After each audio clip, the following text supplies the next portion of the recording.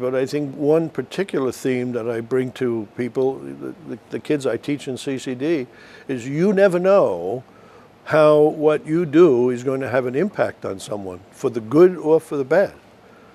If you plant the seed of good, even if that person leaves your presence in total disagreement with what you've done, you've still planted the seed. And you never know. You can't know. Well, the fact is, in many instances, I've been blessed to know, and I've seen the result of so many of these people who've come back years later. We had many customers who were not Catholic, good, solid Christian people who wanted to understand these things, and they'd frequently come in for materials to read. One of the most interesting reflections, I'm often reminded of it, in fact, I was sitting in my office one day many years ago, and in came this young man. Turned out he was from psychology. He had been given the assignment of writing an essay or a report, whatever it was, on Mary. Well, he was, I think, brethren in Christ, and he admitted he didn't know much about Mary, nor did he see from the Protestant persuasion that there was anything but maybe an over-devotion to Mary in the Catholic Church. He wanted to know more about this. I recommended several things: the documents of Vatican II, which has several documents on Mary. I recommended some other publications on Mary, and I suggested to the young man just before he left, I said, but you really can't understand Mary without understanding our devotion, which includes the rosary. And what's that? So I handed him a little inexpensive rosary and a booklet, How You Say the Rosary. That was the end of it, as far as I thought. Maybe a year or more later, in comes this fellow, the beard. He looked very professorial, and it turned out he was professor at Messiah College. And he said, I had a student, blah, blah, blah, and he told me about this student. I said, I remember him exactly. Well, what did you give him? And I gave them this professor the same things. Now, I've never heard from either one of them, but I'm convinced that one or maybe both are Catholic today. They were sincerely interested. And it's the work of Mary and the marvelous things she does. Clearly, it is a ministry. I don't know that I realized how much of a ministry it was to be when I got into the business, but it quickly came to be something I was very much aware of. Well, I think just the presence of the shop has an influence on people, something that calls them in. Native curiosity, call it.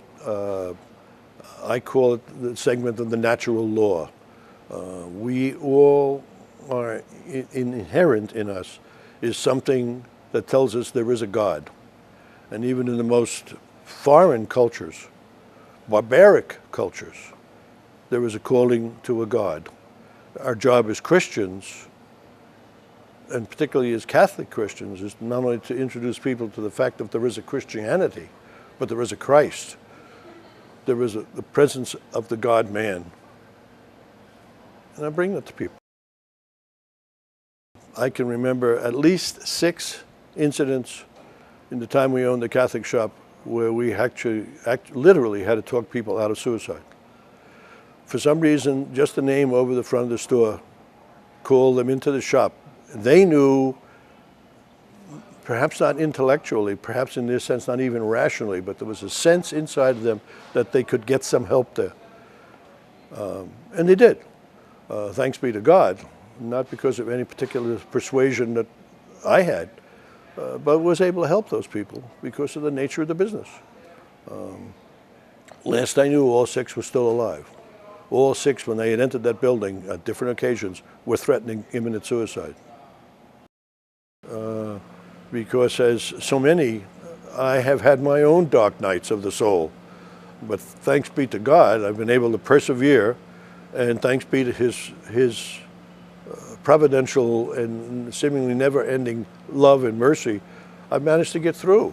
And by the way, it takes that many times in running this business because it's not easy.